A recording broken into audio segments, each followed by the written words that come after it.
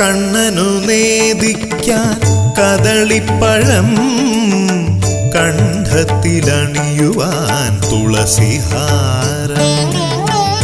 കണ്ണനു നേദിക്കാൻ കദളിപ്പഴം, കണ്ഠത്തിലണിയുവാൻ തുളസിഹാരം. തൃക്കൈയിൽ കരുതുവാൻ നറുവെണ്ണയും, നൽകുവാൻ ഒരു ദിനം അരികിലെത്താ ഗുരുവായൂരമ്പല നടയിലെത്താ.